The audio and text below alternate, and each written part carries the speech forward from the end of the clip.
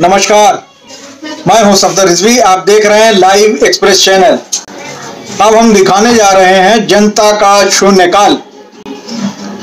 जनता का शून्यकाल का मतलब है जनता की समस्याएं, और इस समस्याओं को उठाने वाले हैं जनता के वे लोग जो सामाजिक कार्यकर्ता हैं, वे लोग जो आम नागरिक हैं।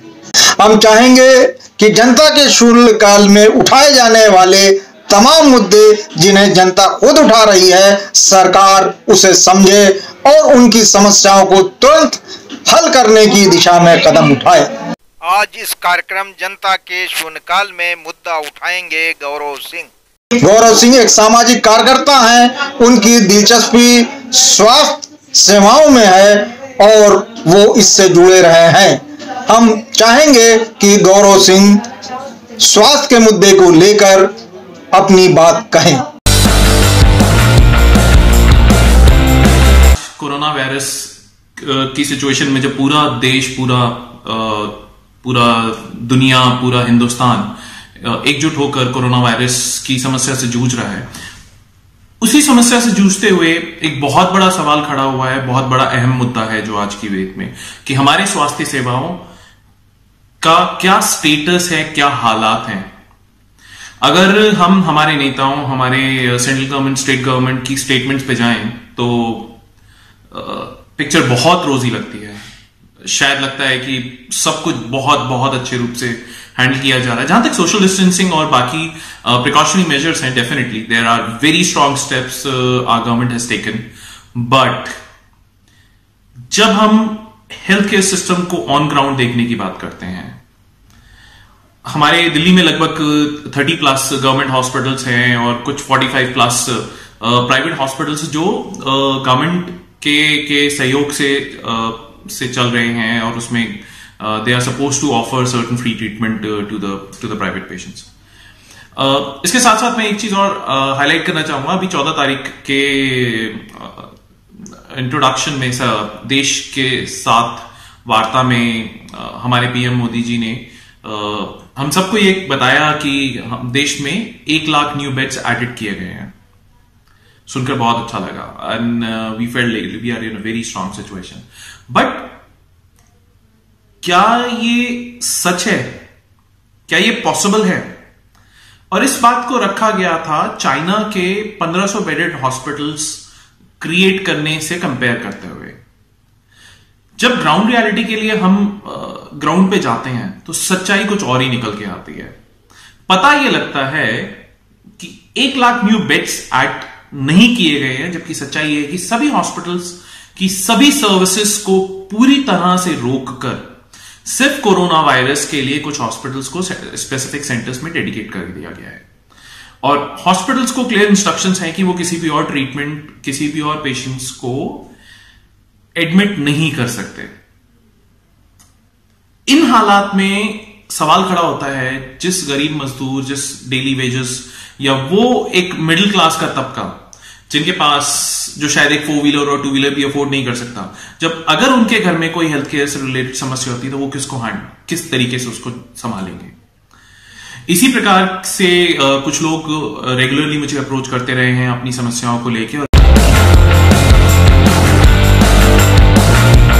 8 अप्रैल को एक परिवार में उनकी बेटी निमोनिया से ग्रसित थी, उन्हें आरएमएल हॉस्पिटल भेजा गया। वहां पे ट्रीटमेंट ना कर सिर्फ कोविड का टेस्ट करके उन्हें घर भेज दिया गया। And they have been asked to go for the wait for the report for next 3 days, जहां पर उस लड़की के ऑक्सीजन लेवल कॉन्स्टेंटली 70-80% था। फैमिली ने मल्टीपल हॉस्पिटल्स में ट्राई किया। उनके बिहाफ पर मैंने खुद कम से कम 9 से 10 हॉस्पिटल्स में बात की, और सभी हॉस्पिटल्स ने सरकार के सर्कुलर का व्याख्यान करते हुए एडमिट करने से पूरे तरीके से मना कर दिया। बहुत कोशिशें करने के बाद उस बच्चे का बीएल कपूर हॉस्पिटल में एडमिशन कराया गया, और वहां पे ट्रीटमेंट, जहां पर आईसीयू में रखते हुए, जिस बच्चे को सिर्फ ऑक्सीजन की जरूरत थी, आईसीयू में रखते हुए 15,000 के आईसीयू बेड का में एडमिट कर ऑन एन एवरेज 70,000 रुपए पर डे का बिल बनाया गया। ये तो हालात है हमारे हेल्थ केयर सिस्टम के। एमएलएज और एमपीज के पास बहुत वक्त है, वो 24 घंटे अवेलेबल है ट्विटर पर, लेकिन जब उनसे कांटेक्ट करने की कोशिश की जाती है किसी लोकल समस्या, किसी परिवार की हेल्प के लिए, तो वो फोन उठाना तक जरूरी नहीं समझते हैं। दिल्ली के state health minister mister Satyendra Jain तक भी फोन पर अवेलेबल नहीं होते। हमारे माननीय एमपी मिस्टर परवेश साहिब सिंह वर्मा, जो 24 घंटे ट्विटर पर डेली हजारों अपडेट्स डालते हैं, वो उनसे फोन पर नहीं बात की जा सकती। अब ऐसे हालात में क्या करे एक परिवार? जो दिल्ली का वो एक आम नागरिक जिसके पास एक 4 व्हीलर या 2 व्हीलर्स तक अफोर्ड करने की कैपेसिटी नहीं है, अगर उसके घर में आज की डेट में कोई समस्या है, कोई हेल्थ केयर इश्यू है, तो वो कैसे हॉस्पिटल तक पहुंचेगा? यातायात के साधन उपलब्ध नहीं है, एम्बुलेंस सर्विसेज उपलब्ध नहीं है, हॉस्पिटल्स एडमिट नहीं कर रहे हैं। And beyond this, what about those kind of patient जो डायलिसिस या कैंसर या कीमोथेरेपी की ट्रीटमेंट करा रहे, जिनको हर हफ्ते में 2 या 3 बार हॉस्पिटल जाने की जरूरत पड़ती है। सच्चाई ये है कि सेंसिटिविटी इश्यूज की सेंसिटिविटी को ध्यान ना रखते हुए ऑल्दो कोशिश की जा रही है, बट अभी भी there is a lot more needs to be done which has not been done.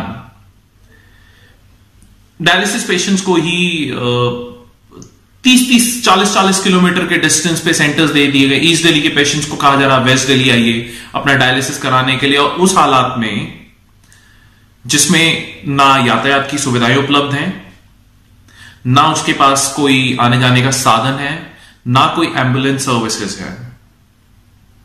It is important we think about those people. बहुत जरूरी है वो कैंसर पेशेंट्स जिनको कीमोथेरेपी की जरूरत है या उनका ट्रीटमेंट स्टॉप हो गए हैं जस्ट बिकॉज कि सभी हॉस्पिटल्स को कोरोना वायरस के सेंटर्स में तब्दील कर दिया गया है।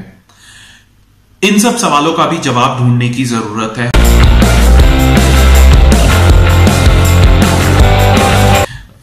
इंजेक्शंस नहीं लग पा रहे डायलिसिस पेशेंट्स को, जो हर डायलिसिस के बाद मैंडेटरी है। Erythropoietin is a common injection which needs to be done. Dialysis हो रहे हैं, सिर्फ टेक्नीशियंस के द्वारा किए जा रहे हैं, डॉक्टर्स अवेलेबल नहीं है। डॉक्टर्स पेशेंट्स को प्रॉपरली अटेंड करने के लिए तैयार नहीं है। They are literally keeping a distance. Patient despite of its condition अगर कोविड पॉजिटिव नहीं है तो वो उसे एडमिट करने को तैयार नहीं है। आपसे गुजारिश है कि इस चैनल को सब्सक्राइब करें, लाइक करें, शेयर करें और कमेंट